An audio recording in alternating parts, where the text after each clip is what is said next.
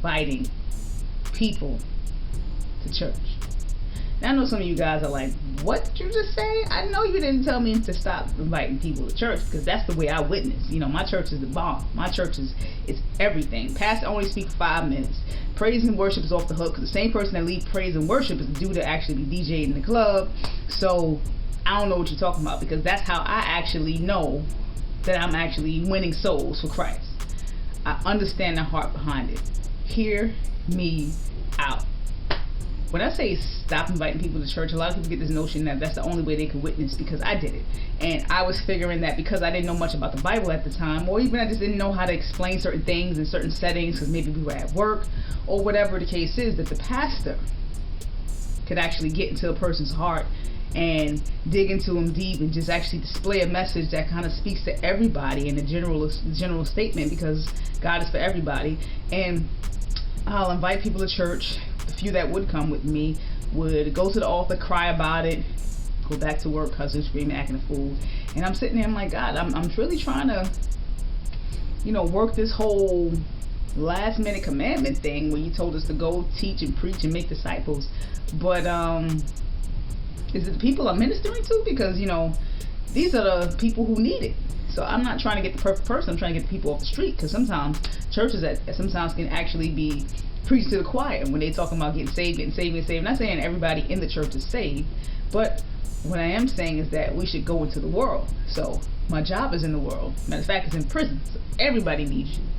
How is it that now when I invite coworkers or close friends, they appear like they're sincere, and I'm not saying I can judge the heart, but what's happening? Like, it seems like there's just no fruit to what it is that I'm doing. Let's go to scripture so I can tie this all together for you. Check this out. Alright, I'm going to be reading out of John 1:35-39. The next day John was there again with 2 of his disciples. When he saw Jesus passing by, he said, "Look, the Lamb of God." When the 2 disciples heard him say this, they followed Jesus. Turning around, Jesus saw them following and said, "What do you want?" They said, "Rabbi," which means teacher, "where are you staying?" "Come," he replied, "and you will see." Now, the notion of there's nothing wrong in essence with bringing people to church. There's nothing wrong with that at all.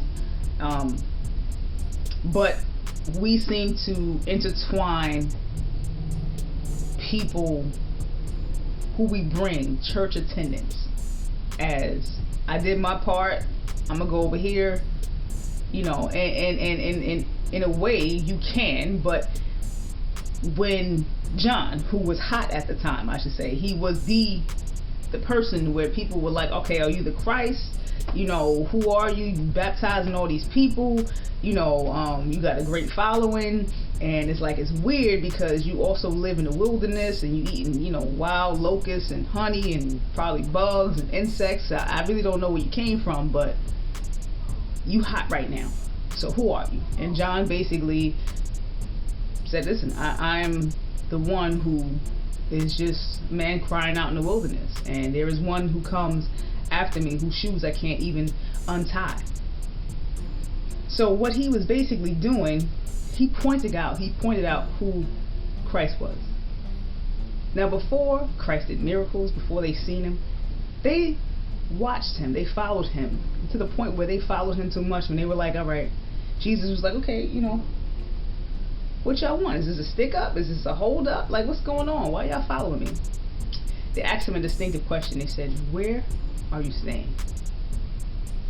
Not, what time you gonna be live on Facebook or YouTube? What time is service starting so we can hear you preach? What time should we show up to church? Are they courses that we should basically buy to get the knowledge that you have? They wanted to stay with him. They wanted to dwell amongst him. So he just simply said, come, I'll show you.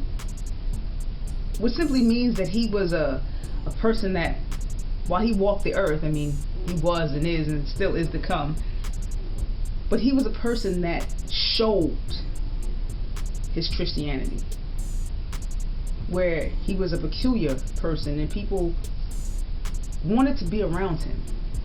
So he connected on very intricate relationships where people followed him. They wanted to know how he lived. They wanted to know about him, and he had, and as we as Christians, we can have plenty of opportunity if we actually be open to people and not judgmental, because guess what? Sinners are going to do what sinners are going to do. Unbelievers are going to unbelieve, but if you're a person that's open, you don't seem judgmental, and you seem like you want to witness, and you are not a person that you're going to hell because you don't believe like I believe, but you're showing love, which is God. And you might be guarded in a sense, but at the same time, you're not a person that just overly does things to where you're unapproachable, to where you're so heavenly good that earth can't use you. So when people see you, they might make fun of you, but there's a few people that want to know, hey, what books do you read? What message do you listen to? Because I've been watching you, and I like what I see, and I'm interested in just knowing who God is, because I'm looking at you, and that's simply what witnessing is. It's more than just kind of conning someone. Listen, there's fine brothers in my church. I just met one last night. He was at the club with me on Saturday, and we connected on Sunday. I didn't know he was at my church, but that goes to show that you can find your husband. And it's like, you get conned to say, well, you know what? You like music. I like music. Praise and worship is off the hook, so come on. It's just, and it's like, maybe con is a harsh word, but it's like you tell people to do something that entices their appetite, when the only appetite that they should really have is the attraction of your love as a Christian. And that's all I'm saying. When I say stop inviting people to church, you can, but don't intertwine that with witnesses. Witnessing should be how you live on a daily basis, because come on now, it's about time we get tired of the whole hypocritic people that we see at church that are one way on Sunday and are turned up Monday through Saturday. If you're gonna be turned up, please be turned up at the church as well as Monday through Saturday. Let's not show any type of inconsistencies. Aren't we tired of the phoniness? So how you live should speak more, and it should be more done than spoken about. That's all I got, guys. God is love, and I'll see you in the next video. Deal, right? That's a deal, right? That's a bet, right? That's a bet, right? That's a deal, right? That's a deal, right? That's a bet, right? That's a deal, right? That's a deal, right? That's a bet, right? That's a deal, right?